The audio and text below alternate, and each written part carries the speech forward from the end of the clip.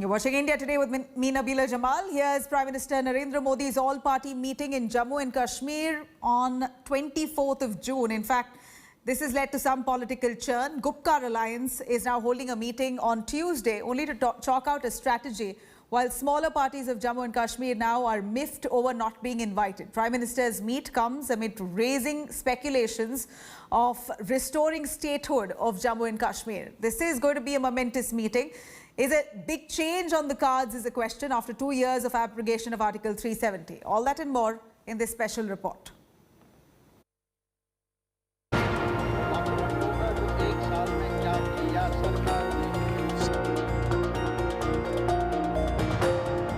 Jammu and Kashmir at crossroads again. After losing its special status and statehood, the Union territory is staring at a possible churn of unprecedented level. All eyes on Prime Minister Narendra Modi's all-party meet slated for Thursday. The first political initiative may spell an end to 2 years of political stalemate and uncertainty, and may end the speculation of return to full statehood. The state may get 7 more assembly seats and see a redrawing of constituencies. 2 साल लगभग बीत जाने के बाद फिर से लोकतांत्रिक व्यवस्था यहां पर बने, उसके लिए प्रधानमंत्री जी ने प्राथमिकता की है। इस महत्वपूर्ण मीटिंग से बहुत से ऐसे पहलू सामने आएंगे जो कि आने वाले समय में जम्मू कश्मीर की डेवलपमेंट के लिए दिशा निर्देश तय करेंगे। The invitation for PM's meet has soured political activities for Valley's political parties. The so-called Gupkar Alliance will hold a crucial meet on Tuesday to chalk out strategy. People's alliance for Gupkar declaration की एक meeting होनी है, उसमें भी इस मसले को discuss किया जाएगा। जो PAGD के अलग अलग मेंबरान हैं वो अपनी उस पर राय देंगे और वहाँ पे भी एक लाए अमल क्या होना चाहिए वो डिस्कस किया जाएगा। We had not closed any door for dialogue. We had not never thought of closing any opportunity, not availing any opportunity which will be provided by the government of India. Sources claim that PDP chief Mehbooba Mufti may skip the meet and nominate NC chief Farooq Abdullah to represent the 7-party group. She even labelled centre's efforts as too little and too late, saying that not much is on the platter for J&K parties. Sources further suggest Mufti isn't much hopeful for a positive outcome. Smaller Jammu-based parties are apprehensive. I think the union government's attempt in engaging the old political parties of Kashmir is going to undo all the benefits of Article 370 and 35A's abrogation. Jammu and Kashmir has hoped to leave its troubled past behind after being fully integrated with India. Will the renewed dialogue deliver on the long-awaited political aspirations? The situation in the Jammu and Kashmir has not been so good after the abrogation of Article 370, then the coronavirus pandemic across the country and world. The situation is so far as it was, but now the Prime Minister, as he promised after the abrogation of Article 370, that the picture of the Kashmir will be completely changed by that move of the government. The government is focusing on the Jammu and Kashmir, particularly on the Kashmir Valley, how the situation in the Jammu and Kashmir will improve. Also, the state of Jammu and Kashmir will pick the pace of development and normalcy. Ashraf Wani for India Today in Srinagar. All right, now we're all eyes on Prime Minister Narendra Modi's meeting that's going to be scheduled on Thursday. Delhi has in fact invited most of the political leaders, all the top leaders in Jammu and Kashmir, the major parties. The smaller parties haven't been invited and they're of course miffed with this. We have guests joining us as panelists, Dr. Samir Kaul, National Conference spokesperson, Nizamuddin Bhatt, member of the PDP, Iqbal Singh, Lalpura BJP spokesperson, Ankur Sharma, president of ICUT Jammu. Now, let me start with our NC spokesperson, Dr. Samir Kaul. Mr. Kaul, here we're looking at the Gupkar Alliance already casting doubts aspersions on the motive of the meeting by Prime Minister Narendra Modi on Thursday. In fact, the Gupkar Alliance had initially decided to boycott this meeting, but now I believe that you all are going to be sending 2 representatives to attend this. What are you expecting? What exactly is the sentiment among the Gupkar Alliance members? The best person to answer that question should have been the spokesperson of the Gupkar Alliance, who I'm not.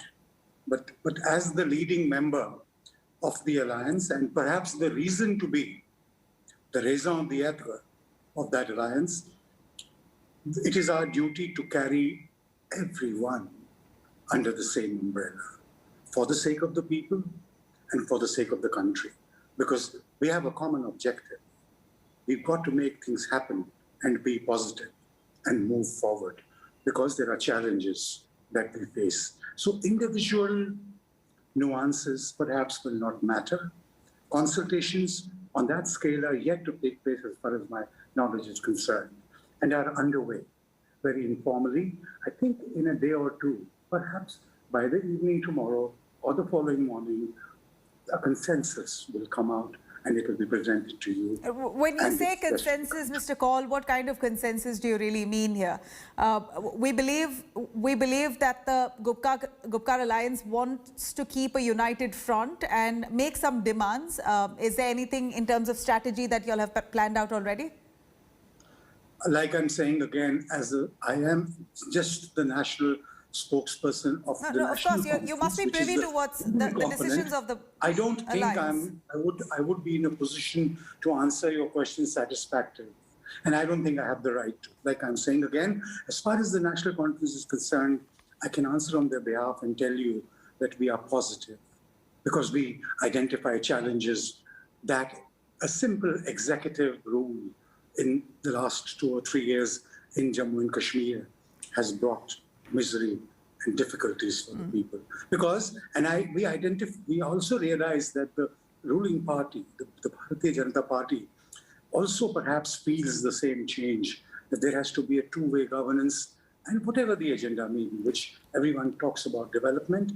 For development to happen, there has to be a two-way process. The people Let me take that to Iqbal Singh Lalpura, who's the BJP spokesperson. Do stay with us, Mr. Kaul. Mr. Lalpura, here's much speculation that statehood for Jammu and Kashmir is possibly going to be restored. This is a historic meet. Prime Minister Narendra Modi will be conducting this meeting with all political leaders of Jammu and Kashmir. They're all hopes pinned on the fact that the state will get back its statehood. Is there any likelihood of that, and what's expected in this meeting here? Tawila ji, the best thing the Bharatiya Janata Party government is doing to maintain peace in the valley or in the entire Jammu Kashmir, and development of the valley, and the democratic process should also start there. So we are thankful to the Gupkar Alliance that they participated in the BDPO elections, DDC elections, and they should also join us. Now the situation in Valley is very peaceful in comparison to last 30 years. So it is a time when the democratic process should start, and every person from the Valley who is in the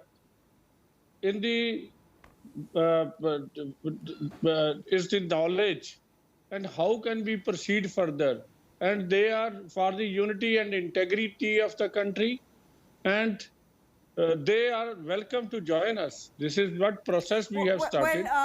Right, Mr. Lalpura, while you say that everyone's welcome to join us, most of the senior leaders or the major party leaders have been invited. The smaller leaders or the smaller parties, they're not very happy with the fact that they have not got an invitation. Any word of consolation, or is it open for all of them from Jammu and Kashmir to be present? No, at the appropriate time, they will also be joined in such efforts. And it would be a joint effort. For us, there is no smaller person or the bigger person. Whosoever is interested in the development of the Kashmir peace in Kashmir, and the national interest is always welcome. Yeah, yeah. Ankur Sharma is also joining us, who is the president of ICUT Jammu. Ankur, while you have several leaders who were incarcerated right after the abrogation of Article 370 post-August 2019, they've been invited, but many other parties haven't. You are also upset that you haven't got an invite as yet? Yeah, absolutely. The worst victim of Article 370 and 35A was always Jammu. So after the abrogation of Article 370 and 35A, we hope that things will move in the direction of political empowerment of Jammu. So now we have a situation where a dialogue is being initiated by the union government as far as restoration of democratic processes in J&K is concerned, and Jammu has already been excised out. There is no political party, a regional political party of Jammu province, which has been invited. There are so many of us who have been raising our voices in Jammu. We, as political parties, have deep penetration into the society. All these 5 years of BJP, PDP rule post 2015, we have acted as opposition here. And unfortunately, it is we are seeing that we are excised out. The entire Jammu province's voice has been excised out, and this was the same grievance that we had in the last 70 years, that look here, you always talk about Kashmir, you always talk about handing over power to Kashmir, you have fudged census in J&K also to ensure that the power remains with Kashmir. Now after abrogation, when it again comes back to this thing, that power has to be redistributed or has to be given back to political representatives. You are engaging only with Kashmir, and they would be presenting only Kashmir's point of view. Who has to speak Jammu's story?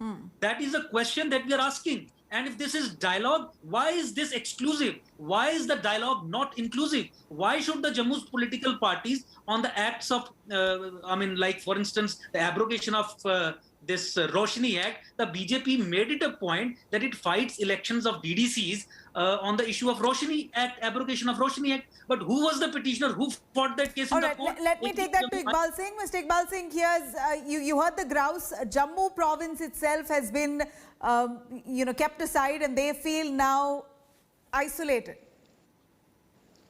Nabila ji, this is not the point.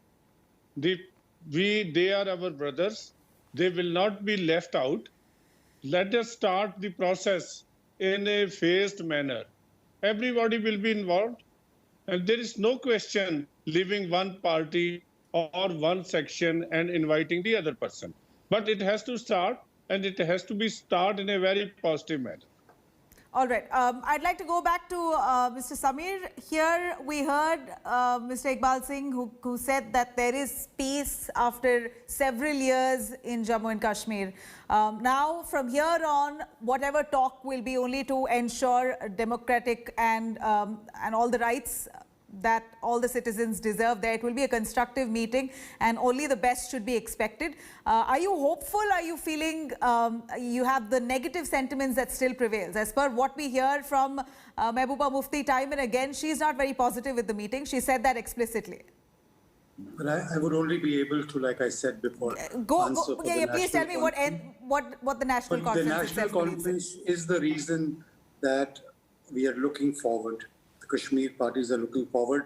I do have to say that I disagree with the view that Kashmir in these 3 years has been peaceful. I think people who say that forget that just a week back, daring killing in the city of Srinagar, and a week before that, and if the real reports from the ground are to be even given credence to, then all is not well. Local militancy rates are high. So I would refute that there is peace. There is no peace. There is a surface calm, but there is unease under it. It cannot be denied. Number two, development. It's been a few years and development really hasn't taken off at all. We are worried about it as much as perhaps the BJP is, and they should be, because they had promised it and didn't come forth. But keeping everything aside, keeping the persecution, the taking over and all that happened in the past 2 years and locking up, we are willing for the sake of the people and for the sake of the country to forget all that and try to find a way forward.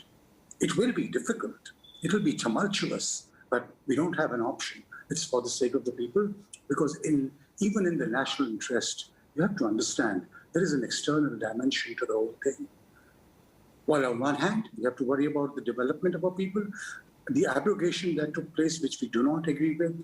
We want to constitutionally and politically try to restore that. And of course, the humiliation of having the statehood snatched away. I'm sure the BJP people, my friends who are on the program, are equally humiliated now. They may have had a different view at that point of time, but as far as Ikjut being left away, I don't think anybody should be left out. No, like Mr. Iqbal Singh said, the process has just begun. Hopefully, in the days to come, maybe there will be invites that will be sent out. But speaking of abrogation of Article 370, ever since you say that there has been no peace and tranquility there, well, that was expected. There should be some collateral damage, and that's bound to happen. It's inevitable. From here on, right after the meeting, hopefully things should settle down. That's what the BJP is hoping for. But any fixed agenda that you have while the representatives of your party and the other alliance members are part of that meet, anything that you have in the plan or your agenda that you want to put forth? And if you're not aware of the exact agenda, if you can tell me what exactly are you expecting for Kashmir at the moment? And I'm very sure that the National Conference would expect a way forward, would expect that we have promised that we will try legally, peacefully and constitutionally to get Article 370 restored, to get statehood restored, to get our dignity back. And we are willing, we have paid the price with our lives. We were labeled anti-nationals and all sorts of things. We also want to take this opportunity to bring the fact to the rest of this country that there can be no better nationalists than we have been all these years. While we were maligned, we paid with the blood. If you count the number of National Conference workers that have lost their lives just for the sake of this country in the last 30 years, you'll be surprised. And I'm not sure that even the BJP can deny that. You have the elections coming around the corner. We are positive. With regards to the elections that's just around the corner, is there anything that all the parties going to be actively participating, especially the alliance members?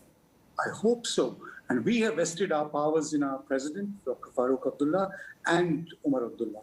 And of course, the senior leaders of my party, the general secretary and all, they will be conferred with. I'm sure that process is already underway. And we will try and restore, because being the major component... Restoration of Article 370 is indeed a big question, not something that the BJP has agreed to do at any given point of time. In fact, this is something that they take pride in. But let me take that to Ankur Sharma. Ankur, like Mr. Iqbal Singh has said, there has been peace for years right after abrogation of Article 370. Do you reckon that? Yeah, as far as abrogation of Article 370 and 35 is concerned, I think that's final. And it was important to abrogate Article 370, 35 for the simple reason that that was against the basic constitutional structure of the country. I mean, how can you have a state which is Muslim majority and Indian constitution will not apply? How can you have a state, how can you have a provision in the Constitution of India which would say that since it is a Muslim majority state, therefore it will have a separate flag? So Muslim subnationalism cannot form a basis for its relation with Union of India. So refuting two-nation theory, refuting Muslim subnationalism, Article 370, 35A has been abrogated. We strongly support with the government as far as its abrogation is concerned. Now the fallout is simple. Of course, the separatists have been handled in a way they should have been handled. Of course, the separatist activities have come down because the support structure, the constitutional support structure was broken. So we always used to say that 370-35 abrogation is the first step the union government should take. The 10 other steps which the government should have taken. Now the government has taken a reverse gear. Now it is once again, after calling names and abuses to the leaders of Kashmir, it has started a process of re-engagement with them. Now it is again going to hand back power to again the same pro-separatists, Pakistani flanks sitting in Kashmir who are disguised as mainstream political parties. I think that should be taken into due consideration. The Jammu's point of view, if it comes to national stage opinion, I think right. the government Let me quickly Right, we got your point. I'm going to quickly take that to Iqbal Singh. Mr. Singh, here's large expectations that we see with Prime Minister Modi's meeting. This is the first political engagement post the abrogation of Article 370. A quick word on what to expect. Is the statehood going to be restored? And any word on, of course, Article 370 that the Gupkar Alliance is really pushing to be restored? Nabila ji, they let the talk start, and 370 and 35A are final. There cannot be any discussion on the interference by the foreign countries. The militancy has to be handled with firm, but there should be law of the land running, and everybody should get justice. And there's an opportunity to develop the state and the families of the person who has left Kashmir due to this militancy. So we are in the process of rebuilding Kashmir. All right.